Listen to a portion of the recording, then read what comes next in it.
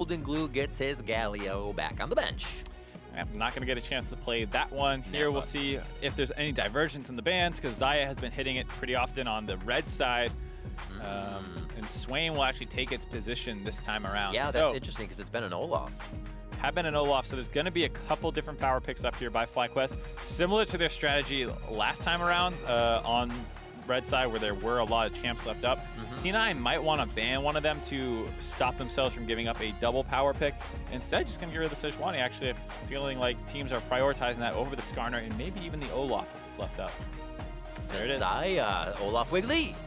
You going to be shaking your axes? You locked in, shaking the axe. He'll be on that Olaf. As he get him something to promote that. Maybe Golden Glue goes to the Orianna. That's not something we've seen him on too much lately, but he does have a pretty good Orianna. He just wants to see what FlyQuest has first, and they get picks 1 or 2 and 3 here, I should say. And this is what we're talking about with having Skarner and Olaf up. The Olaf is already taken, so maybe they just don't want to do it, but we'll give the Caitlyn over. So now they can potentially get 2 power picks. Looking like Shrimp wants another crack at that Kha'Zix, which did phenomenal in game 1. 18 seconds. They have a lot of time to sit, discuss what's going on, and they do put that power pick back in. So as Olaf will be running to the back line, Shrimp will also be finding your back line. And C9 locking the Jhin. Decent matchup into that Caitlyn. No surprise. Caitlyn still will have a bit of a pushing advantage, but quick picks. Also the Tahm Kench again here for Zeyzal. Had some struggles, I would say, in the first game, not able to keep everyone alive as needed, but was under a lot of pressure to be in 2 places at once. Yeah, absolutely. A little communication with Keith, and they will be right as rain this time around. Support for Airy, and it will be the Braum. JJ locks that down. Now we have our second ban phase. A lot of top lane focus last time. Will it be mid this time? I would really hope to see some more focus in the mid lane this time. I don't want to see C9 banning out one of their own probably best picks against No in the Gnar as they did in the first game, or excuse me, second game. FlyQuest, I actually think it's fine to keep banning out Shiro. Like I said, to try and get into that tank versus tank matchup is fine. So ban that GP, ban that Camille, ban that Gnar, whatever you think he might be Camille playing up against you. Camille next for show, brother. What do they have on C9 here? C9 is once again that awkward position where Keen can play the Cassio Rise or Azir. So C9 are once again not going to ban any of those out. They get the Gath out of the game. What is next here? 20 seconds for FlyQuest Academy. I almost said Fly9. That'd be interesting. I mean, it wasn't the craziest idea back when FlyQuest, That's one true. of their splits had high on it. There's balls as well. It was basically C9. They do focus mid, so they take away Golden Glue's Azir. Rise is still floating around on the board. We have quite a few things up. And that Scion's still a tank in the top lane if it needs to be played. Rise gets taken out. Let's see what they can get on the board. Maybe a Cassiopeia slithering around.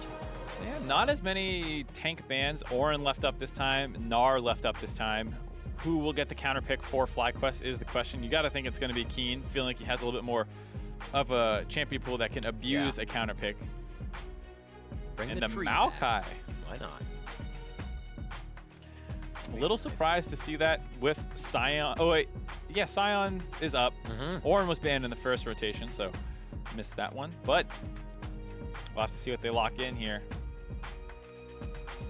Gnar is up, but not a great matchup in the Maokai. Does kind of have pressure, but has a hard time really getting a big advantage. Talia locked in. I believe this was played in their Week 9 matchup when they did beat FlyQuest Academy, allowing Golden Glue to get those roams on, as we've kind of been discussing before, being able to get to lane quite quick. What is the last pickup here for the top lane? Not a Scion. Heyo. It's the Wizard Lizard. Oh. Lock it in. Pro players sometimes switch things around. Yes! Okay. Wizard Lizard locked in for Shiro, and the top side, Renekton will be played. And I would love to see Keen's casted in. He has a pretty gnarly cast in, has a good matchup in Talia. We saw it in the EU LCS playoff today. Not going to be the case, actually, under Cassio. Still a pretty good matchup for Cassio, but not the fun I was hoping for. You got your Lizard Wizard. I did not get my cast in. And a Snake as well. Very reptilian lineup here for either side, or I should say somewhat. Taliyah locked in that mid lane. Our featured matchup goes throughout this series. So keep an eye on Golden Glue and Keen. They've had a bit of back and forth, but also some quiet time in the mid lane to divvy up who is better. And it just seems like FlyQuest as a whole starts to come out on top once the lanes break. We'll see if that's the case again. Shrimp back on the Kazakhs that basically controlled Game 1. Have to see if we can have a similar influence here. Golden Glue on that Taliyah pick is something I'm going to have my eye on because Keen is not known as a prolific roamer, and Golden Glue has had his games where he's been able to influence the side lanes. You combine that with that Renekton up in the top side, you can expect a fair amount of attention post-6 from Golden Glue in the side lanes, which Cassio usually has trouble matching. C9 Academy versus FlyQuest Academy. Game point for FlyQuest here. 1 game away from facing Echo Fox. C9 looking to do the same, but 3 wins away. It's going to be a hell of a fight if they get to that 3rd game. FlyQuest has been playing strong. We're about to be onto the Rift, and we'll see who gets this last game. Or I should say this one. Potentially the last game Potentially the last game. FlyQuest, I like their team comp, but they're going to try and close this one out. They have really strong backline team fighting, something that they almost always have. Cassio and Caitlyn will do a great job. Their front line will also out-tank later on in the game. The Renekton pick that usually falls off, so it feels like C9 are on a bit of a timer here to try and get a substantial gold lead before 30 minutes to close this game out. They also have Olaf, a bit of an early game spiking champion. Is great for mowing people down early, but once that Cassio gets a couple items, he's going to have a hard time actually being a real threat to her. Of the scared quick word plays. He's like, oh, I saw somebody. Ah, I missed the bus. A brush. Hey, I respect that against Olaf. Like, you want to be scared of that guy level 1. He gets an axe and just trains you down from the jungle. And not many people to help chase down there or protect you either. So he just keeps going. So we'll see the wards placed in the line of scrimmage. Everybody stays safe. And Jungler's going to start on the same side of the map this time. Yeah, looking like it right now. People can still relocate, but... Very true. Minions have spawned. Both guys gonna be on their red buffs to begin with. Dun dun dun. Got some holidays for No, a little Broloff for Wiggly. This is nice though. He's gonna try to give the team a present here and possibly a final victory as they move on to the finals. As we said, that game against Echo Fox, playing pretty strong himself. Ooh. The invade. They saw it coming. They had to take down Liquid. Here we are now on the Bramble Pit. Oh my god. Oh my god. Oh, they know. Oh, they know. You just saw actually Keen trying to tilt up there a little bit, but he has to go back to the mid lane. So that's a call from Golden Glue that says, hey, my laner's not here, but they're also starting to disrupt the top side. Now, this becomes Wiggly's if they can really disrupt Shrimp, and Shrimp won't be getting too much help anywhere. Nope, Shrimp actually is going to go down to his Wolves. Yeah, start things off. Wiggly also not getting that much help, but as an Olaf, you're perfectly fine with that. You enjoy clearing at low HP, so yeah, absolutely. He's down to steal away a lot of top side here for Shrimp. Going to put him behind. I like this game plan for C9. Attack Shrimp more aggressively. They've kind of been letting him do his own thing, not going for too many aggressive invades. They have a lot of wards now, tracking him early on, going for that invade with the stronger early game jungler, and try and set him behind because he does feel like kind of the key figure for FlyQuest in their first 2 games. Oh. Wiggly still gets out pretty healthy as well from doing that. The pressure here, oh my god, Shrimp not having a good game, but this is exactly what Cloud9 Academy needs to do to shut down this momentum.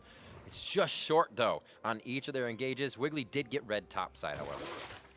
And C9 continue with this kind of pushing play style. Surprise Keith was able to get the push level 1 against the Caitlyn, but they were able to do it. Allows them to go for that invade. Golden Glue also on the Taliyah, no surprise having the push against the Cassiopeia, and going around, potentially being able to collapse on any of these invades makes it extra hard for Shrimp to try and clear early on in this jungle on top of wards all the time. Very nice. Scryer's Bloom Ward catches Shrimp as he recoups a bit of health, making sure he has no danger from the Scuttle Crab. And a first Infernal Drake as well. We've seen FlyQuest very, very up and up on getting those first objectives, so we may see Shrimp go back after that first clear. Still has Krugs. He may bring attention to top side, but he may just come back down bottom. Yeah, we saw 3 Infernal Drakes in a row to kick these games off. Yeah. FlyQuest has to be happy with that. Hey guys, we have some of the best Drake control in the league. Let's get a lot of Infernal Drakes early. Actually, Forget going to Drake. I don't know what I was saying. I forgot Shrimp got knocked out of his jungle. He only pieced together as well, Talisman and the Machete, because he didn't get red. He's down on gold. The Scuttle was just a little bit that usually helps you get an item in boots. So he is struggling at the moment. We'll see if he can still make that impact. Good run so far from Wiggly as the lanes farming out pretty even around. 28-18 in the top lane, though, is Shiro. You're a Renekton. You're going to bully your laner. Pushing in a lot. Rivington pretty good at tanks. Huzzah! One last. Can't have a hard time solo killing them as we see a lot of trading down the bot lane. Just love taps. Shiro's gone with that pressure into the topside jungle a handful of times to drop a lot of wards onto Shrimp. And so, you know, No is doing his best to stay even, but falling a little bit behind in CS. Press the attack, Renekton. That's so annoying. You know he's already going to be in your face, and he just keeps going. Slice, dice, make sure his Rage or Fury is above half. You get a nice heal on Kolva Meek if you get multiple things in it, especially champions. You get that double heal. So nice. Good fight here for the mid lane. Pulls Wiggly back in. He says, I know he's there. I just saw him leave. We'll go toe-to-toe. I like it. Everybody's kind of challenging each other, chancing the bit of damage here in the early game. Good eat up, playing it safe. Again, Wiggly in the face of Shrimp.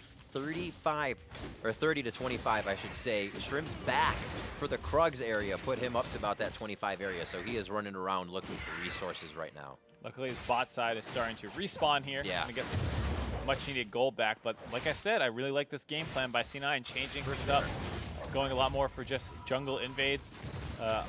Makes that Talia pick look even better, making sure that Keen can't collapse to protect his jungler, freeing Wiggly up, as well as a winning topside matchup. That entire top jungle basically belongs to C9. A very strong strategy here early on, and No has to respect the potential dive from coming in. And it seems like kind of a clear win condition they went over during these breaks here. It's just we need to do one thing. We can always keep pressure on X. You can do that in the top lane with Renekton and Olaf in the jungle to get the early game fights. Who's going to be able to kind of fight against that? And you can already see the presence top lane pushed off by Cloud9 Academy's duo. Yeah, really nice play there. You saw Shrimp wanting to mirror that. Maybe if he was able to be even, yeah, he could do it, but really hard to fight Olaf in Renekton, even between two turrets. So No lost his flash, had to TP back here. And this is what you want to see. You don't want to see Shiro in these tank versus tank matchups. Give him something where he's able to pressure a little bit more. That is his play style, and he's been getting knocked off of it earlier on. This time around, you see a very strong early game. Only a 500 gold lead thus far, but it's one of those things that should explode into something soon if C9 is able to keep playing like this. A dive up to the top side with Talia hitting 6 in a row. Taking first turret as it's starting to get low. Maybe grabbing that Infernal or something. They have a lot of options to really blow this lead up from all the pressure that they have had. Shrimp saying, why are all these wards in my jungle so damn early? Gets to clean up his first red buff, or does he? Here comes Wiggly around the corner. A ward already placed in Shrimp again. Actually, Predator's off of his red buff to get to safety. Kind of surprising, given that... Oh, that was his... I'm sorry, he has electrocute. That was on his head. Yeah. I got you covered. But still pretty surprising, considering No was in the jungle of C9 Academy hitting a vision cone, so kind of ships in the night as, once again, like we said, Shrimp gets pushed off his buff. Something that C9 have been doing well all series long. We talked about the blue buff invades last time. With the more pressure focus around the top side, it's resulting in red buff contest, but a very similar strategy all around. Do you get blues at least? Yeah, Keen will be happier about that. Seems like they'll allow them to get some blues this time. Last game, a very good control over Cloud9, for Cloud9 Academy over FlyQuest Blues. Didn't seem to be the win condition that worked because they got basically all of them, and FlyQuest still found a way under Cloud9's skin. Here, it's attacking Shrimp over and over again. Forget that side buff. We'll do the one that affects him because we have Shiro pushing top. Like you said as well, Shiro, basically his wards are going deep in that jungle to make sure they keep vision. And I like the fact that it transitions a lot more of this focus up to the top side. We talked about how much there had been around the bot lane with all these Caitlyn picks going on, but this is a relatively evenly matched lane. FlyQuest, though, the typical, early Infernal Dragon, they got the timings right yet again as Golden Glue had backed off from the mid lane. Especially with the Cassiopeia. It feels so nice and so easy. Bops that down. Deadly Flourish just wide. I can say late. That's an Infernal Drake to FlyQuest here. Drake after Drake this game. What a percentage they have on objective control so far. And this time it's not even for a trade. Usually that was a top lane kill in the past few games. Or Rift Herald. Much more control here over the first portion. But they do lose the top, so there's a bit of the trade following through. Yeah, I don't think they knew where Wiggly was, so Noah was just kind of over-respecting where he could be. I shouldn't say over-respecting, just regular respecting where he could be. Turns out Wiggly was on the bot side collecting his jungle to continue to grow that lead. Now he's going to see him down there and think, oh, maybe I could have stayed under that turret because Rivington's not going to kill me from full.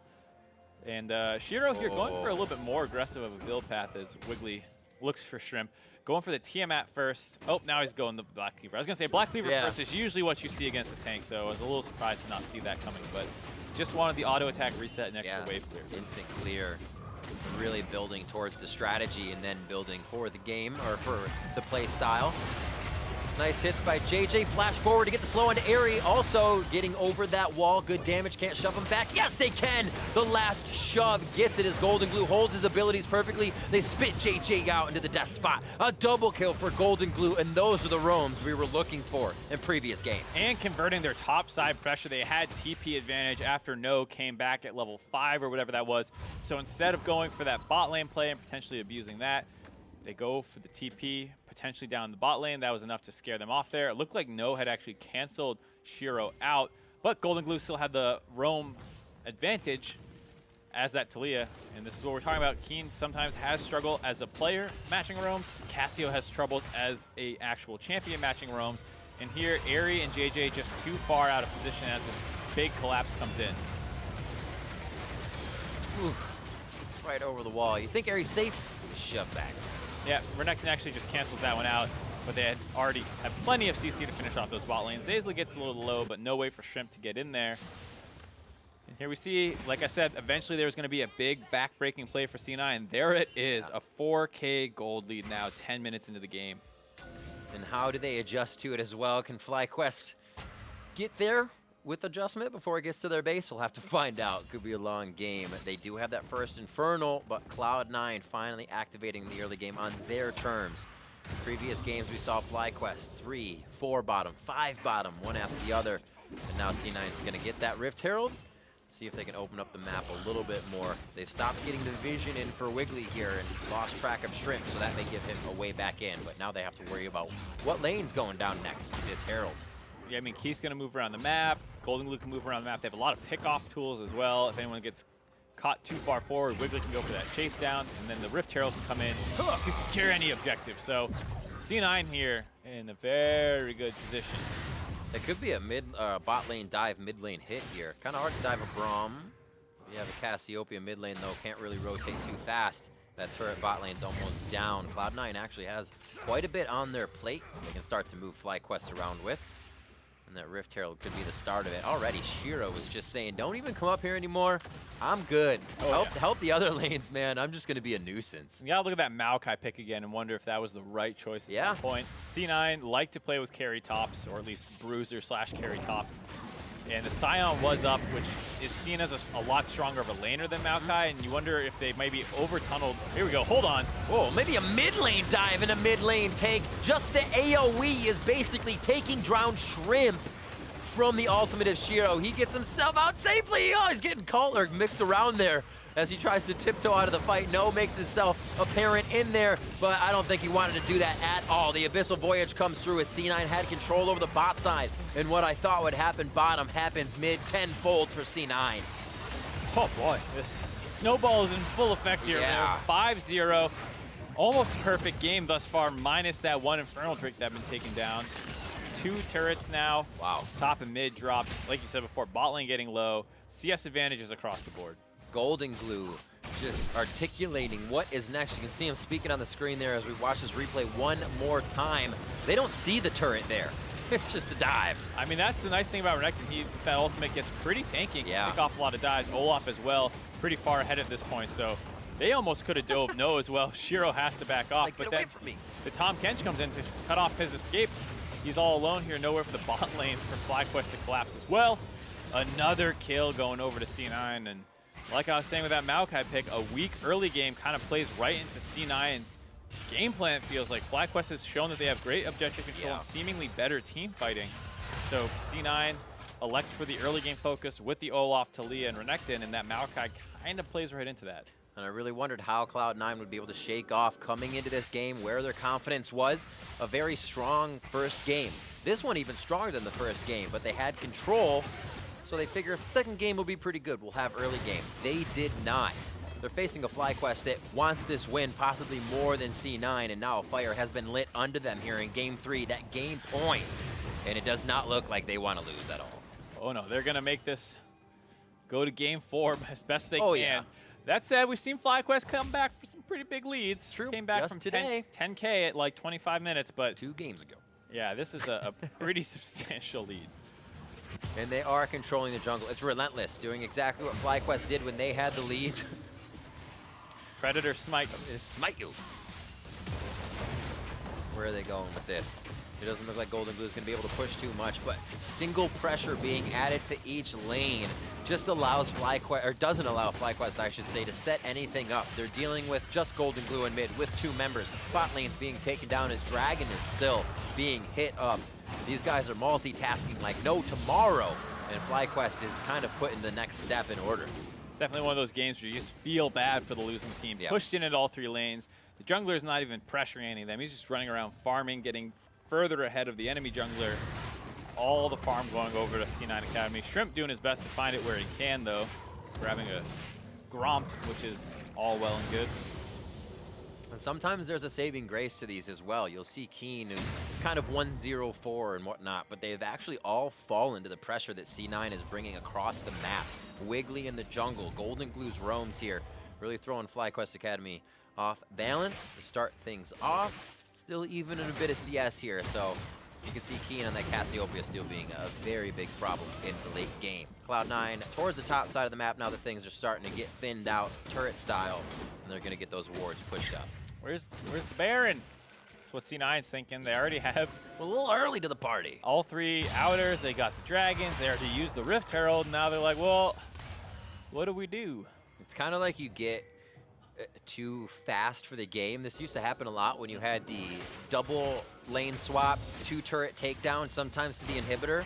And you're like, why don't they keep going? This is crazy. Whoa, Golden Glue getting taken down though. As we go down memory lane for a moment.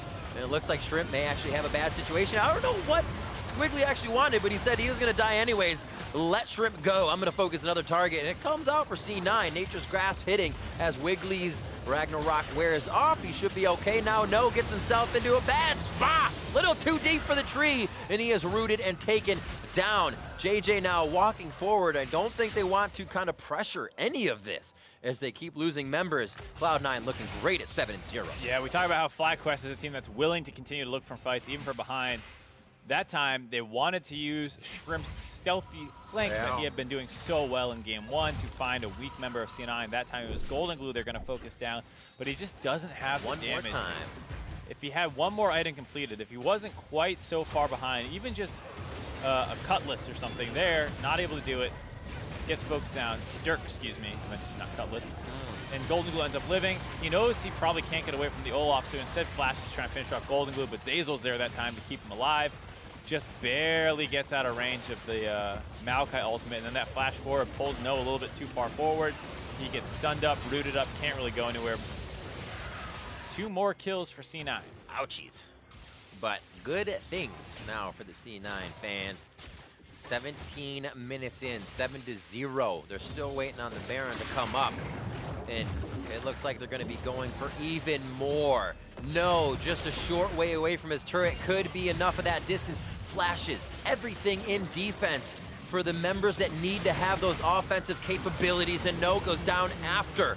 Coming right back up. It's going to be hits onto Golden Glue. Zanyas is in. They have had tried to focus him so much, and he's still alive on the backside. Shrimp doing everything he can as he's devoured up. Where can Zazel put him in safety? And Golden Glue still lives as they lose one. On the backside for FlyQuest there, a good hit coming in from Wiggly, and now Cloud9 tacks on a few more kills as Shrimp cannot make it to safety. hell of a good fight here from C9, and they are just finding every priority target they need. Oh yeah, they used the nice Tom Kench ultimate to start that one off. No does his best just to survive, but he's going to go down. The rest of FlyQuest gets caught in a rotation to try and help their top laner out. Going to be those 4 kills going into their favor, as well as getting the top 2 inner turrets as well. That gold lead over 10K now. So this is FlyQuest's chance, man. This is where they make the comeback, they make the stand. Yeah. Here's this fight 320 minutes down 12K. Absolutely, Riv. Got him right where they want him. No, uses the flash there, trying to get out. Dodges on a lot of the CC, but still slowed too much so Zeyzal can devour him back. And then Airy and JJ kind of get caught out in rotation there. They think they're going to get Golden Glue as Keen moves in, but not quite able to do it. Keen tries to time the ultimate to CC Golden Glue, but looked like he was a little bit early there, so he gets chased down. Airy gets finished off. This Rivington has no one who's scary to him at all, so he gets to run around like a madman and just finish people off. Goes to the flash. You're not going anywhere. Yeah. Those nice mechanics. Using the auto attack reset from the Tiamat to break out of the W animation. Good stuff. Complete control for Cloud9. 405 Wiggly, 405 Golden Glue, Scrim God making himself apparent here in this game. Cloud9, they took a few, but they said still very much in our favor. We know how to do this. Let's play our game, and it seems like that's happening very much here. They make their way towards top side. No. Oh, I thought that was actually Shiro, or not Shiro. I thought that was No that was the one down the lane again. A little deja vu, just flip the map around. They get this second tier turret. It's just way too scary to be defended at this point. Anything outside the base is Cloud9's, and it might just account for everything inside the base for FlyQuest too. Yeah, you see them trying to put up a defense here. They use a couple ults. Golden Glue cuts off the team of FlyQuest, and No uses his ult to try and zone them away, but works out much better for C9 as they almost finished off this turret. Next minion wave coming in. No, one of the tankiest, but one of the first to go down in a lot of these fights with a few steps too far forward, and that may mean he's still just under his turret. Cloud9 taking advantage of a few kills, but FlyQuest does get the retribution kill back onto Zeyzal. That's a lot of defense that C9 uses to get in and out of these fights and coordinate around, so they respect that and start to back off, but they're only going to come back harder. And Shiro got a little low there, did not want to stick around. The turret in the bot lane does survive, but it's on very low HP. You got to think he's just going to move down there again, continue pressuring. Doesn't have TP if somehow FlyQuest pressures Baron, but they're so weak, they're probably going to have a hard time. You see both teams wanting to pull the trigger on this. Good wall. Good wall. Nice Maokai also trying to dissuade them as well. Keith just autoing this turret down. They don't have a minion wave, so Zeyzal's Wiggly start getting chunked out, and then when the minion waves arrive, both teams pick this fight. Zeyzal just gets CC'd up onto the turret. Not the tankiest member on the team. He gets finished off. Shiro doing some nice aggro tanking on that. Builds that up into a Titanic for himself. You start blasting down these fights. Doing a little bit more damage. What is around the board here? Righteous Glory is kind of trying to piece together items to a Black Cleaver and a Titanic. So you can kind of see the discrepancy in the lane of how that went in the top side. And now Shiro almost can't be stopped as well. Golden Glue can be a force with the team, and Shiro can just, again, have fun in the side lane. Yeah, absolutely. Baron now on the map. Eventually C9 will be able to get it. They only got 2 Cloud Drakes. Unfortunately, their name, but it doesn't work that bad when you're this far ahead, able to chase down the members. Talk about that buff to Cloud Drake being able to help you out in actual team fights now, and feels like C9 are going to need one of those to close this game out. So the Infernal Drake not doing too much for FlyQuest right now. You need to build some items. And it's already being kind of negated as well. You already have the cleanse onto Zeyzal. If he gets hit by the Petrifying Gaze, he instantly cleanses, and he can get his AD carry out of that as well. They're kind of just building around what FlyQuest may even be able to use to get themselves in here.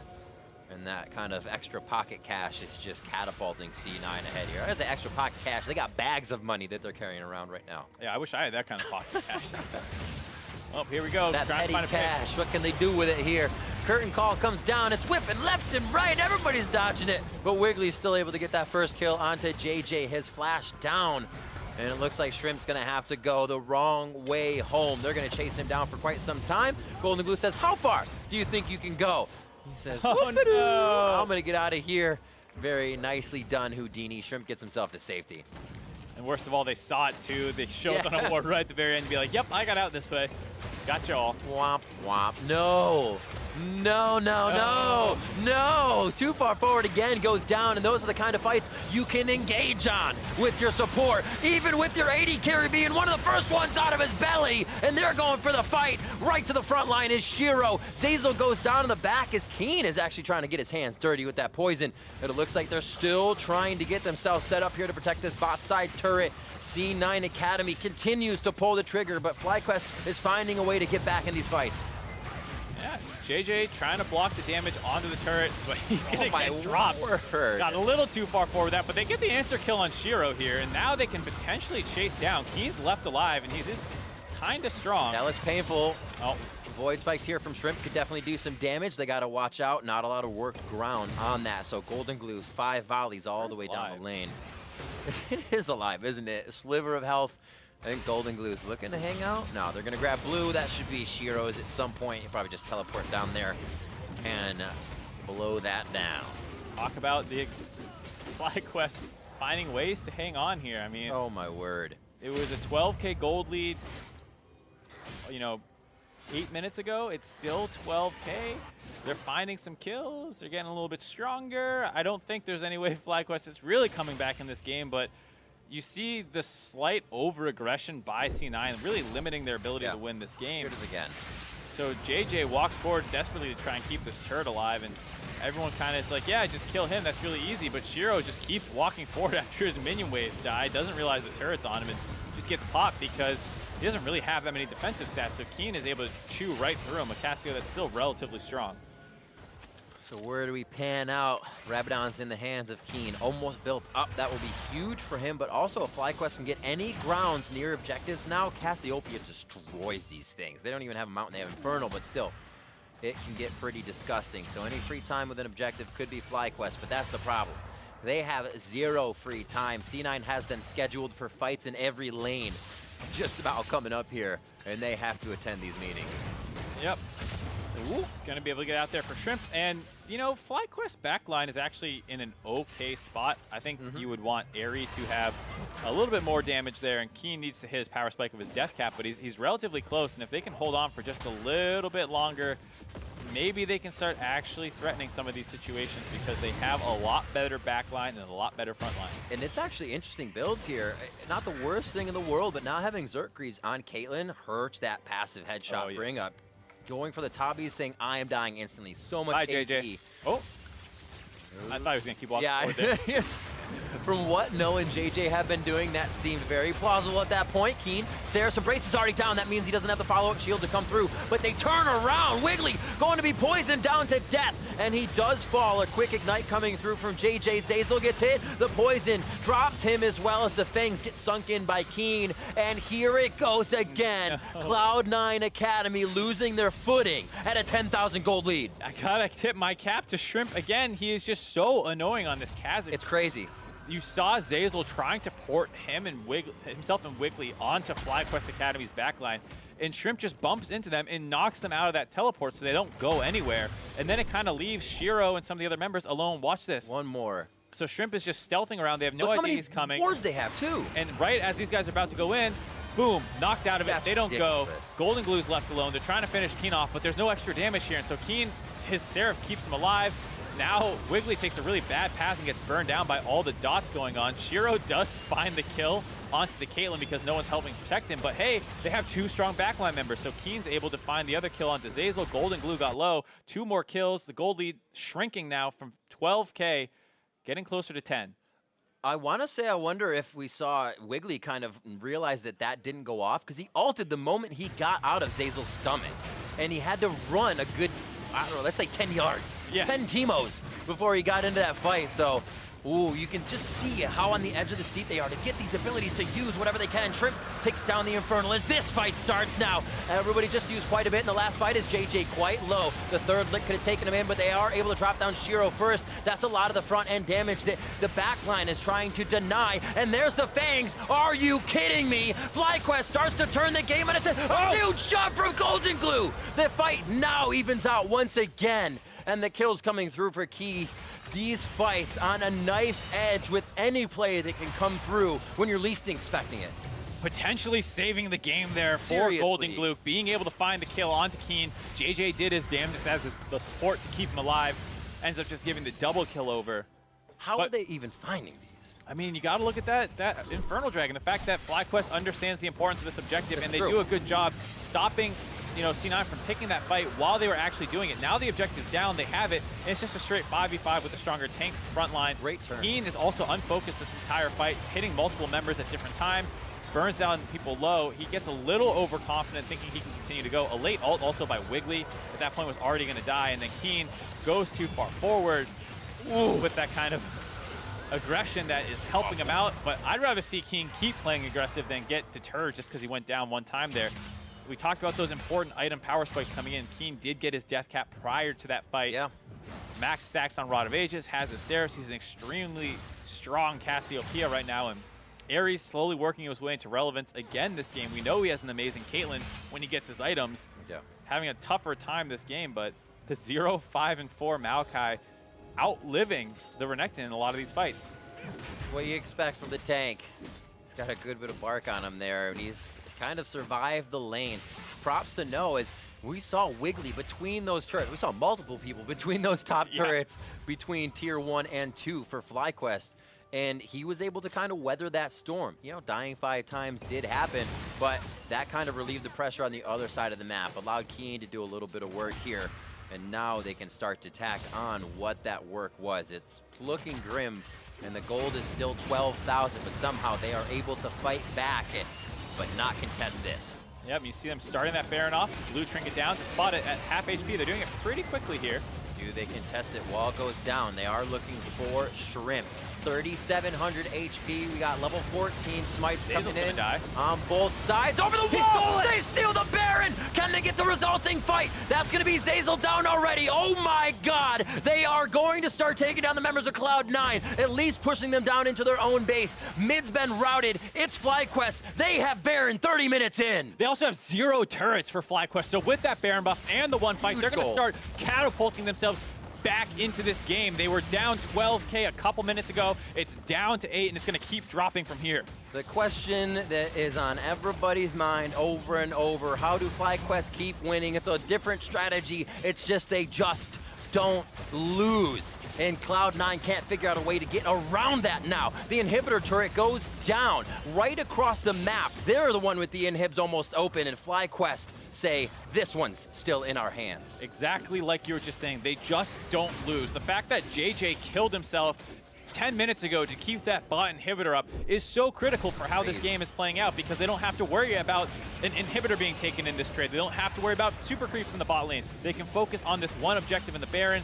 Good play by JJ to block that wall so that they can get onto Zeyzal, finish him off. This starts pulling the focus away. No completes his ult into the pit, starts scaring them off, and then Shrimp perfectly timed. Yeah, I mean, that was just a really early smite, yeah, on the side of Zeyzal, or excuse me, Wiggly, as they're able to collapse. And then Shrimp does go down for that, but his heroics not forgotten.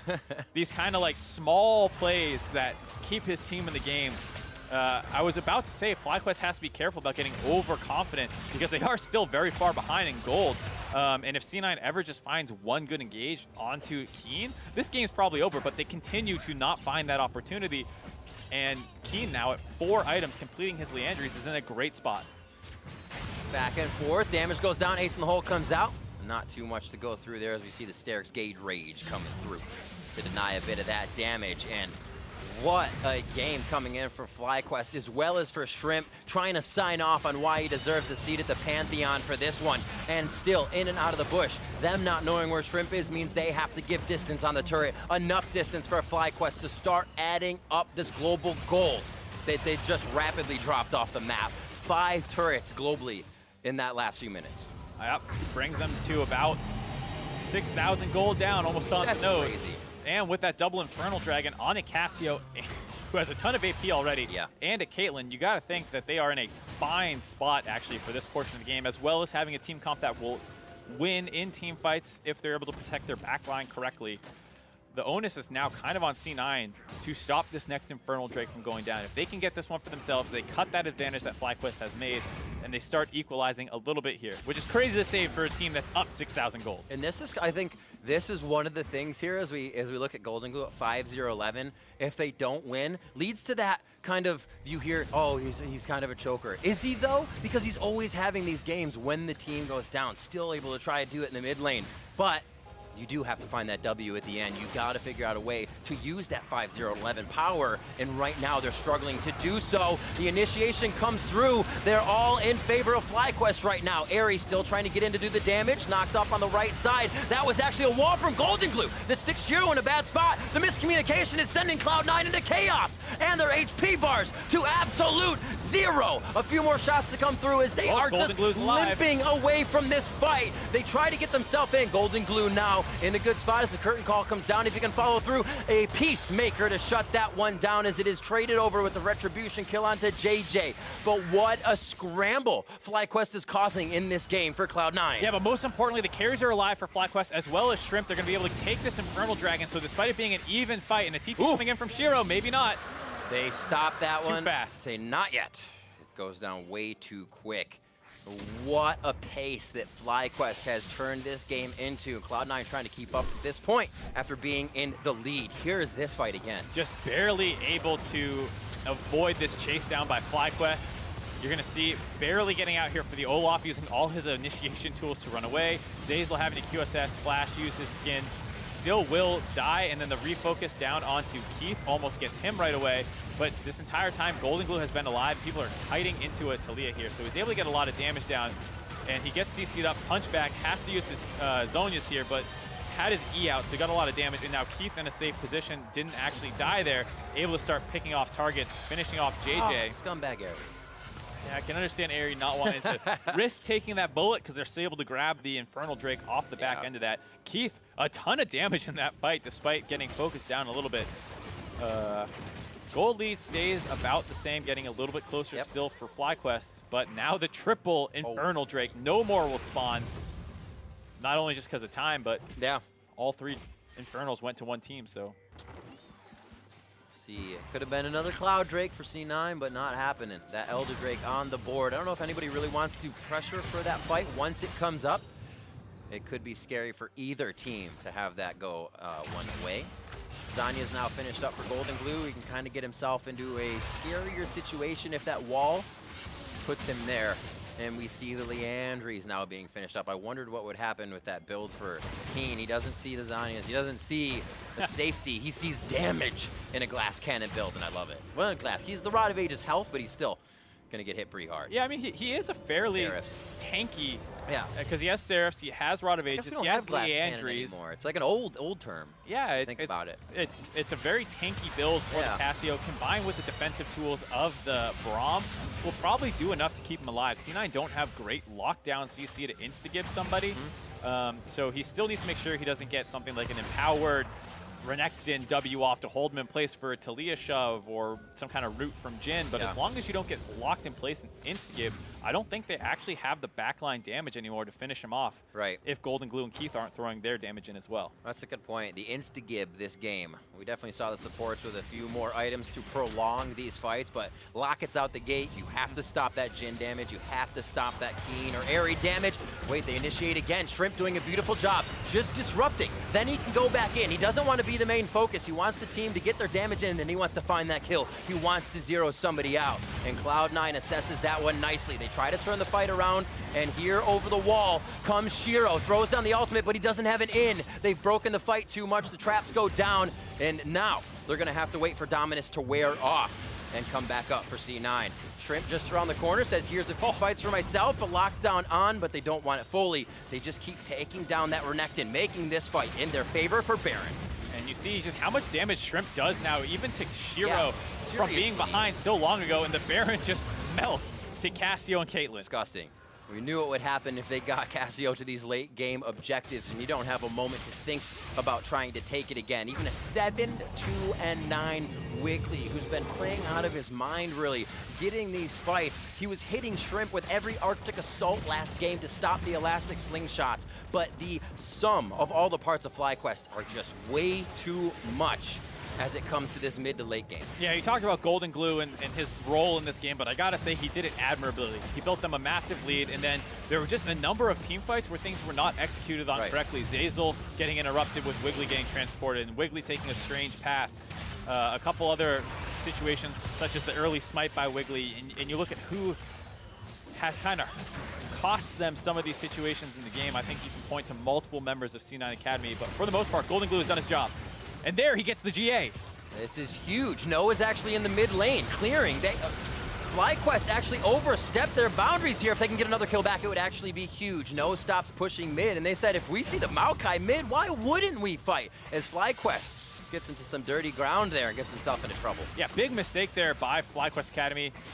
No need to have Shrimp without TP as the one getting the mid wave pushing in their favor. You can have Shrimp doing that or anyone else, and at the same time, you have to criticize Shrimp for being that far forward, as well as give praise to Golden Glue for finding that knockup on the very, very slippery Kha'Zix, who has been evading C9 for almost the entirety of the series. A little bit of breathing room. It was this time for even C9 to put the wards out. The wards that can't even see Shrimp in these plays. We'll see what happened here. And see, back in mid lane, no, I'm Maokai, slow pushing, and they say, let's fight. Yep, and you see him going for that ward. A nice W gets him to jump as well, going through that E, getting some of those procs off. Does almost live long enough here. Crazy amount of healing that comes in for the team, and Olaf almost getting dropped. That last E getting disjointed at the last possible second. There was a little bit of burn still on Wiggly, so if that E connected, he would have died in Tom Kench's belly, even if the damage wasn't enough alone, which it probably would have been. Whoa. Righteous Glory comes out. They know they have Shrimp coming in. That's not a timing that C9 actually has out of the base. They just saw his death timer. No gets himself to safety. Remember, he's going to be able to get himself quite healthy, quite fast. No, he doesn't have a Warmox, actually. I take that back. It's just the Spirit Visage that works off his last hit of an opponent, so he stays quite low. Curtain call comes out, and that's the fight that Cloud9 and fans want to see. They can stall out these initiations now and find their way back into the fights. Remember, Cassiopeia on this, it has to be challenged for C9 Academy. Yeah, but they're all very low, and C9 has mostly healed up. I wonder if this is an overextension here by FlyQuest. Wiggly wants in, though. I can't see the way that he doesn't. Ragnarok is there, ready to go. He throws himself in, steals it! Gets it on the flash in. Does the resulting fight happen for C9? Do they find a game 4? No, very low. He's going to get hit up by Wiggly. Golden Glue finds a kill onto No. And now it's going to be Shrimp coming in. He goes down. That's a shot over from Airy. Oh my God, he got Wiggly in one headshot on the trap. Follow-up damage saves the game, and now only Golden Glue stands with the Elder Drake. Keith didn't have vision in that brush. The trap was there waiting for him, and the immense range of Airy meant there's nothing Golden Glue to do to predict it. And this is just a crazy fight. Definitely an overextension by FlyQuest after the teleport comes in. They go for the 50-50. Wiggly gets his revenge, gets the smite this time, but now only one. This fight is all over the place. You see Shiro go in, try and finishing off Shrimp. Does go down because Cassio's able to focus him, but then Keen goes a little bit too far forward, doesn't actually land the CC. A nice finish off there by Keith. It looks like things are gonna go great. He gets the double kill actually just from that bouncing grenade, but then he doesn't see the trap in the brush. And then Airy with immense range. 1100. Big crits. Whoa, that is crazy. And that's the kind of stuff you gotta consider. Throughout the entire fight, I could be at one shot from 1100 damage. It's hard for the bot laners at this point in time. Yeah, it's hard for everyone. There's a ton of damage. I mean, just even prior to that, No almost insta-popped in that mid lane skirmish, but JJ just barely got in front of him and got his Unbreakable up to protect the tank from getting destroyed. Because, you know, one thing people talk about is how much damage Cassio does, and it's a lot more reliable, but Talia's late game damage is actually insane if she has the work ground to use, or the unworked ground to use, because she can pump out so much DPS to tanks who just kind of run into her threaded volleys over and over again. So this is not necessarily a free game for FlyQuest. This will oh, way too early on the Glacial Fissure. That's going to be an unstoppable running Olaf. It does not look like Wiggly wants it. Oh, they get the lockdown right as Ragnarok goes up. This is huge for FlyQuest. It could make or break the game. Whoever takes a full fight on this one. Zeyzal low. He goes down first with the HP bars. The FlyQuest are dropping. But how fast? Cloud9 can't find one priority target. No, now using the Righteous Glories to get themselves in. That's the kill going on to Wiggly. Not looking good, but not good, or not good enough, I should say, for FlyQuest to get all the way into the base. This is what I'm talking about. It's hard for these tanks here. You see both dead on the side of FlyQuest. They were trying to provide some extra chase down after they got the first kill onto Zeyzal, but then the threaded volleys and the Jhin damage came through. Taking another look at that one, it was a good attempt to try and collapse onto the overextended bot lane. Not really much support there. A mistimed ultimate by JJ actually gave them that opportunity to make this one work, but not able to get onto areas, so they break it off. And then this TP comes in as they were able to get that last bit of CC onto Wiggly. He starts running down. Shrimp has to jump out there, doesn't want to get hit up by Shiro, and they finish off Zeyzal. And they're very, very low here. They have the Righteous Glory, so they want to keep going, but they're just running into Talia with these threaded volleys. And No just kind of gets blown up very, very quickly. JJ off on the side, eats one too many. And this is a close game, man. Look at the damage from both sides as well. Love how it kind of just matches up like a puzzle piece. Yeah, both AD carries and mid laners do a lot of damage. Yeah. So we'll see if that ever changes. Keith, still doing quite a bit there. He had the Caitlyn last game, but he's still able to put it up on the Jhin. This time around, hitting those shots, but also positioning well during his reloads.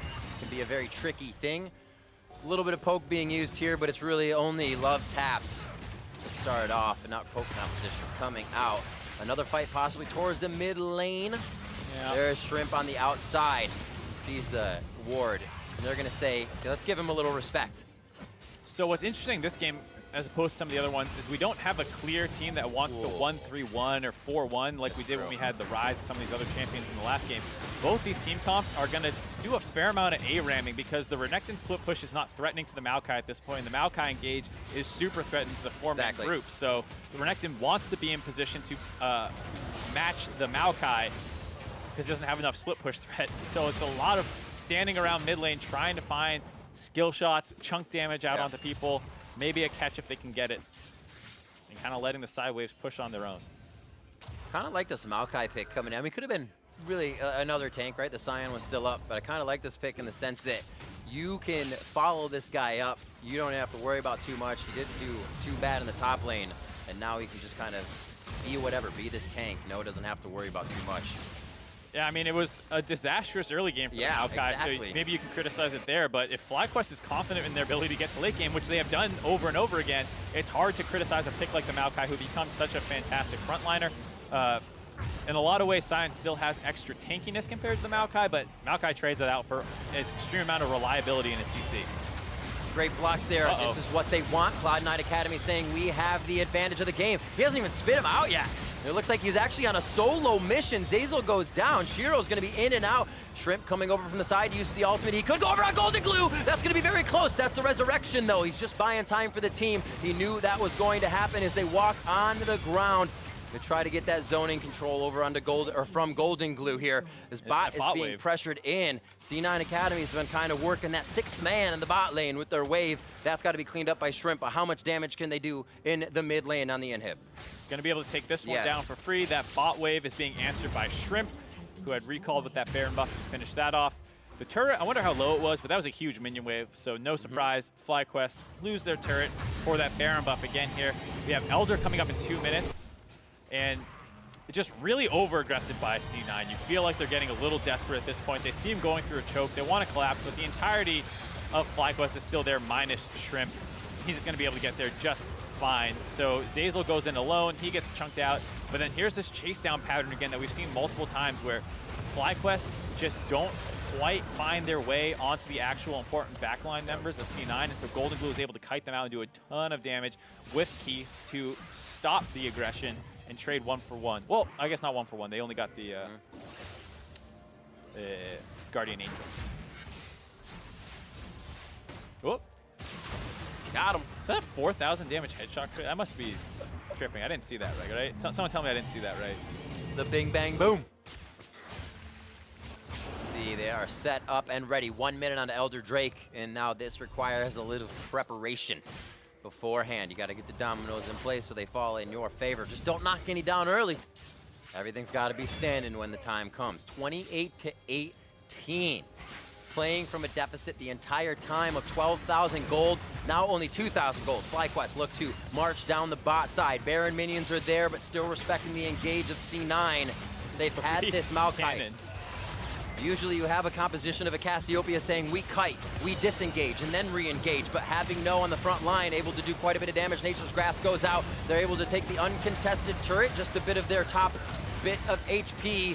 Shockwave goes down. That's a hit onto Keith, but nothing in from Shrimp. He wants to stay safe on the side. He says, I want to see Cloud9 engage, so they have a focus before I hit the back line. I like Shrimp not going in there. There was an opportunity if he found Keith off the end of that Braum ult, maybe he could have won the game for his team instantly, but they're already winning the game. You don't need to take that risk. Take the bot and hit for free. Back out here. Elder Dragon's coming up. Whoa.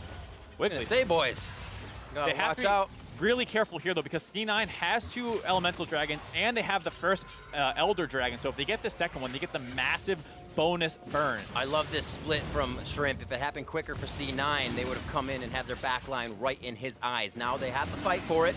That little strategy didn't work out right away. Golden Glue on the back. Keith is with him. Eyes on Ari and Shrimp.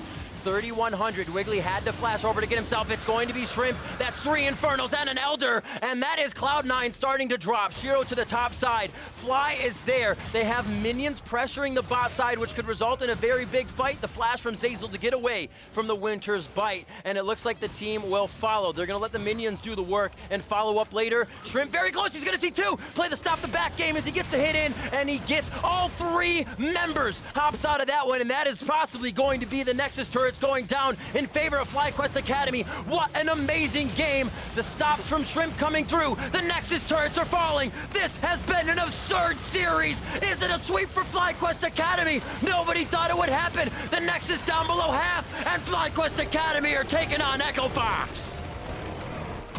FlyQuest won up their Game 1 comeback here in Game 3 to sweep the series. Huge performance after falling down 12K gold around the 20-minute mark, Riv. And C9 is stunned. I am stunned. What perseverance. There were obviously mistakes on one side. People will say to this one, yeah, FlyQuest was able to get win because C9 made so many mistakes. But you have to play well from 12K behind, and that's what they did at their base. They did get pushed in, but they knew what kind of defense they could put up at the base. Absolutely. There were so many minor things that FlyQuest did right over the course of that game to allow themselves the opportunity to come back, only capable because of their extremely strong mental fortitude.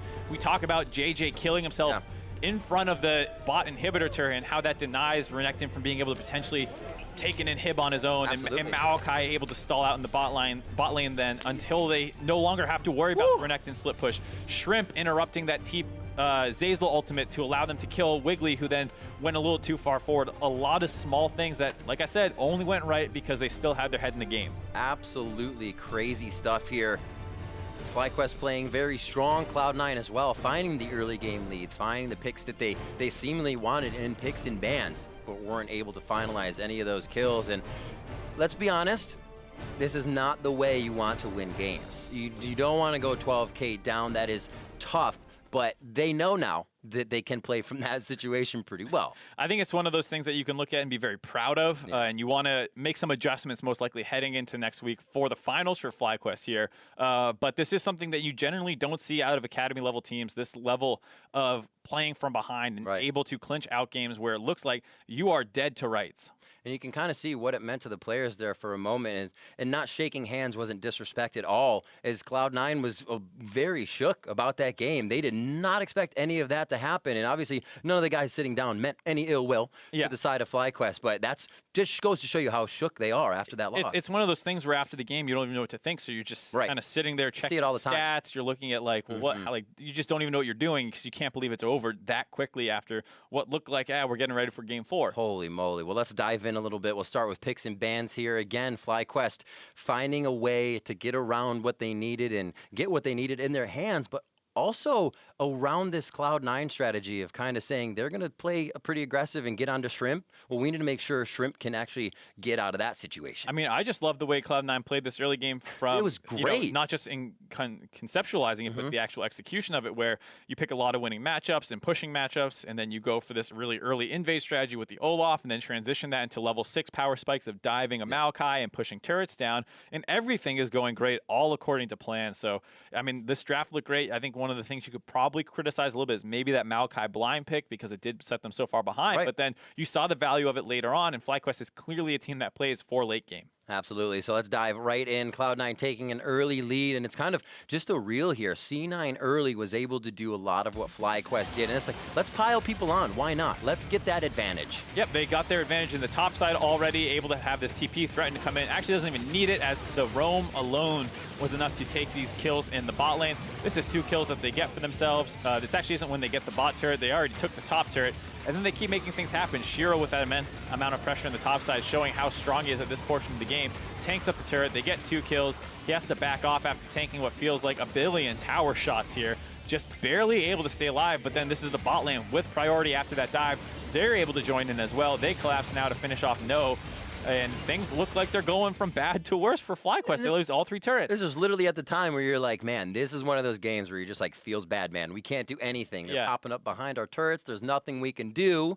But against all odds, FlyQuest start to come back. They hit their 12,000 gold deficit mark and say, bada bing, bada boom.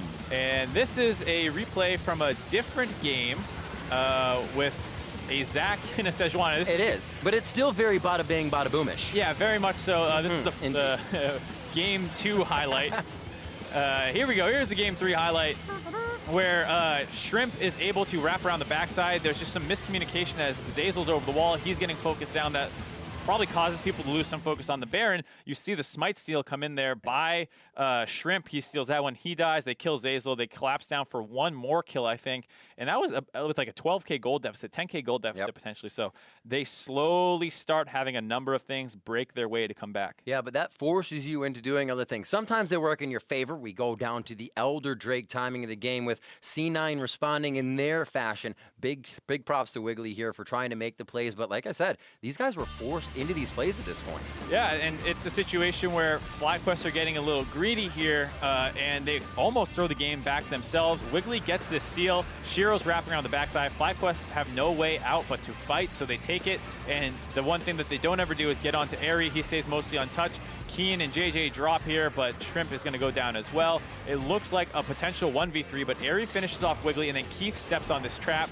Gets headshot, 1,100 damage. It turns that from a 3v1 into a 1v1 that Golden Glue does not want a part of.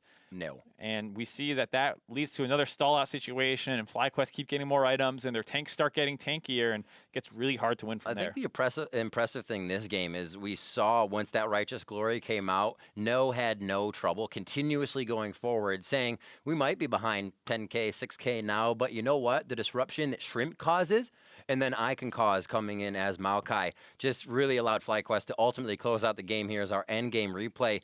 Dancing around them, Shrimp choosing to go in, not to go in, the steal, and then pretty much the game just files out from here for FlyQuest. Yeah, and this time we get to see Shrimp actually secure this Elder Dragon. It would have been very scary to lose this one, as Olaf would be getting his second one. But even then, you see that the team fight is completely set up differently, where Olaf is alone. There's not multiple flanks coming in from different angles. And this leads to an easy chase down here. They don't find any kills initially, but they do have a minion wave to work with that buff, getting it going. And then the interrupt here by Shrimp, stopping 3 people from getting back, flashes out of the way. They try and start TPing again. Then Shrimp wants to go back, just trying to mess with Golden Glue. Golden Glue has had enough that flashes forward, which was critical in allowing them to get their recalls off, but they're already losing their Nexus turrets here, so they barely are able to start trying to collapse in time, but it was too little too late as Airy was able to chip down and finish off that turret. And you see just how close this game was. Look at the backline members, both mid laners and 80 carries pumping out over 50K damage. Caitlyn just a little bit behind. You can see this was one hell of a game. The roller coaster of this and all of the games we just saw tonight were absolutely crazy. And I'm sure it's giving Echo Fox a kind of an idea of what they have to deal with coming up. Insane stuff. Now to hear more about that victory, let's hand it over to Avali, who's standing by with FlyQuest jungler, Shrimp. Thanks, guys. Comeback after comeback for FlyQuest, getting that 3-0 sweep. Congratulations on that victory, Shrimp. How were you guys able to pull off all those comebacks? First thing, we got Drake, Infernal Drake. I think Infernal Drake gave us hope. So we kept hanging. Okay, let them just push, gave us, make time. So we came back again. Grabbing the Infernal Drake, pushing that game out, worked out pretty well for you. Now, both you and Keen are leading 3 rookies on your team into the into the finals next week. What do you think of their progress so far? At first, my top laner, he doesn't know how to use Ignite and TP. So also, my Keen mid laner, he always watching his crypto, even we practice, even always watching his crypto. Crypto? Yeah. Cryptocurrency? Yeah, cryptocurrency. Also,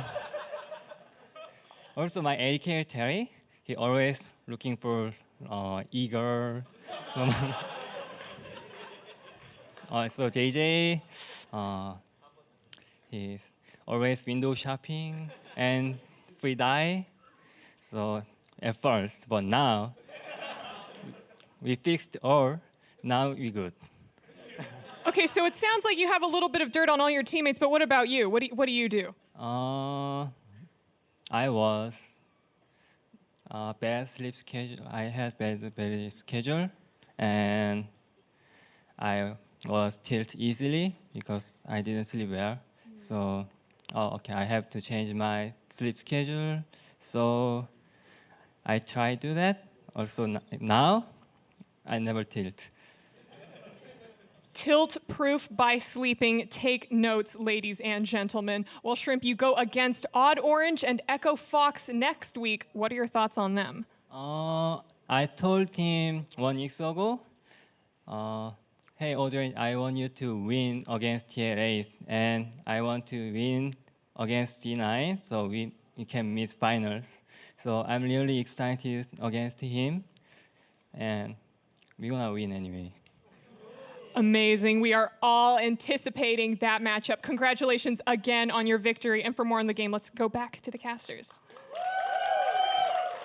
Absolutely amazing, and we learned quite a bit about FlyQuest Academy. Yeah, I love how all their problems were out of game. It's like this guy's looking at e-girls, this guy's window shopping all the time. He's got some crypto up when we're trying to scrim, trying to do some day trading. It's like, man, get rid of all those problems and actually play League of Legends. We're pretty good. That is funny. Well, thank you very much, Avli, as well as Shrimp. A fantastic game from him all around. Really just putting the pressure on. So our Academy players put in a lot of great performances today, but we want to highlight one player who dominated the Rift in order to earn Player of the Series cereal.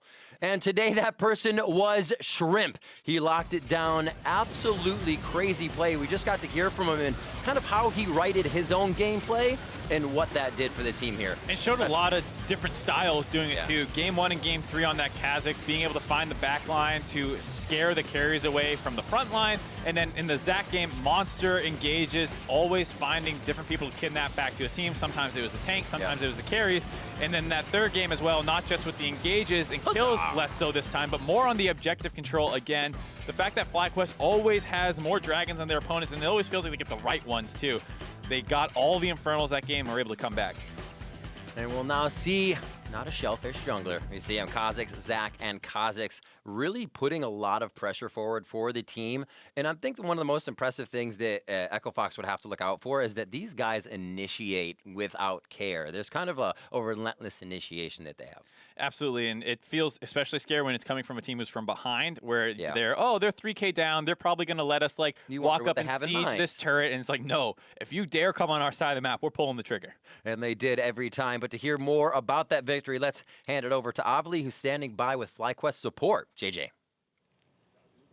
Thanks, guys. I'm here with JJ. Again, congratulations on that victory, picking up the 3-0 sweep against Cloud9. Now, the one moment from that series that I want to ask you about is the ending to Game 1, because you guys defended the Nexus with just a speck of health left. Did you think that you were going to be able to come back from that game, and how did you pull it off?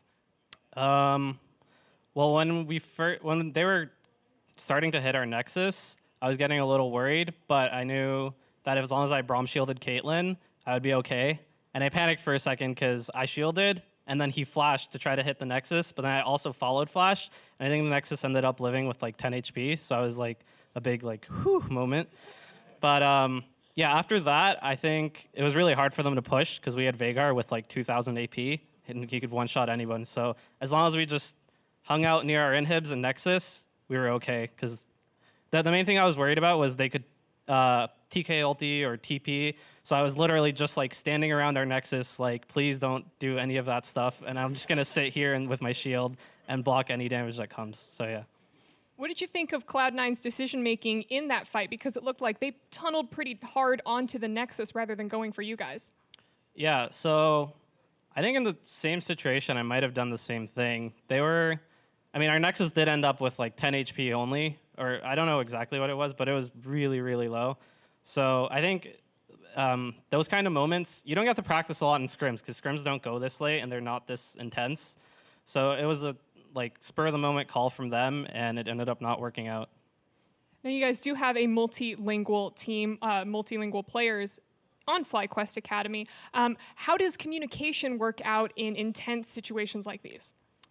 Well, everyone on the team speaks English pretty well. The only time that any Korean is spoken is when Shrimp and Keen are coordinating like mid lane ganks and stuff. So there's not a whole lot of problems late game when we're just like making decisions because everyone understands what we want to do, and you end up coming with like terms for things you want to do. Like if you want to block somebody from coming into the pit, we say mark them, or like I don't know. There's just a bunch of different terms we use. And speaking of Shrimp and Keen, it seems like the fan perception of FlyQuest Academy is that those two are kind of spearheading the team along, and you guys are their, I don't know, backup dancers. What do you think of the fan assumption on FlyQuest Academy? I wouldn't say that they're just like 1v9ing, but I think they're for sure like top of their role respectively. So I think as long as Top, No, and me and Ari can hold it down, I think we should be completely fine. And you take on Echo Fox in the finals next week. Thoughts going into that match? They play a really like fast kind of paced style, and I think we're going to be doing a lot of scrims this week, trying to see how we can counteract that and seeing exactly what we can do to kind of counter their style. Well, I wish you the best of luck with that, and congratulations again on your victory. And to wrap up the day, let's hear from the casters. Thank you very much, Avali. Hearing a little bit from JJ there of how things are organized a bit, how the team works, and really calm, cool, and collected in their own terms of communication. Things don't seem too chaotic in the voice. Yeah, they definitely found a system that works for them, and I think you can definitely tell as well that the backup dancers are just fine in their own right. I think you saw some great performances out of JJ, blocking a lot of critical damage to keep people and structures alive at different times, as Black Shields were good in game 2. Ari was always pumping out the damage, and No, while he fell behind, knew how to play his role out. That's right. No turned into a big yes at the end of the game. Yeah. With our semifinal series complete, let's take one last look at our bracket. With their victories this week, it's Echo Fox Academy and FlyQuest Academy advancing to next week's finals. Do not miss it. And chat, we want to know who you think is going to win in that matchup. So spam the chat with Fox A or FlyA, Fox A or FlyA, any chat you're in right now, to give us the prediction, and we'll check in with your votes in just a second. Mark, I want to know what you're thinking. After that, can you put anything against FlyQuest? They could be down 50,000 gold, man. I don't want them down 50,000 gold, Riv. They'll be even stronger. Yeah, but that said, I think, as much as JJ was talking there about how they play a very fast style on the side of Echo Fox, it seems like for the most part, FlyQuest is ready for that. C9 played a very similar way today, and while they probably fell much further behind than they wanted, they did match up pretty well. So I would have to say FlyQuest is probably the favorite a little bit, and fans agree. Ooh, did you see that come up first? I said it right as it came up. Paper, scissors, I have you great out timing. there. So it does look it's going back and forth a lot, though. There's a lot of FlyQuest fans out there. Wow, we're really going to get the 50-50 on this one. I like it. So a lot of people believing in that kind of FlyQuest strength. I know they have lost, so the opposite day they're going to win. That makes a big difference. Yeah, they have your favorite player there in Academy, so I'm sure you're an Echo Fox fan. Absolutely. I mean, the guy just shifts into everything. Give him the Ezreal, let it happen. He was actually pushed on to the Ashe quite a bit. What do you think is kind of the priority for both of these teams coming in here? We saw Keen kind of being able to do anything. So we'll focus on him first for Echo Fox. How do you focus that, or again, don't you? I think that's one of the main matchups most likely again here. I know it was today, but it's probably going to be the same way because Damonte feels like the primary carry threat for his team, True. much the same way with Keen. And they both play a lot of control mages for the most part. A lot of Ryze, Cassio. We even saw Anivia coming out. We've seen Azir come out. So these guys do play these kinds of more mid lane centric styles. Neither of them are huge roamers like we kind of saw the Talia here. So a very even matchup in the mid lane, and it looked like it was a pretty even matchup across the board for fans. Hell yeah. We'll have to wait till next week to find out how that vote actually pans out in the real play. Now for myself, Mark, and the entire Academy crew, thanks for watching, and we'll see you next week for the Academy League Finals. We're out of here.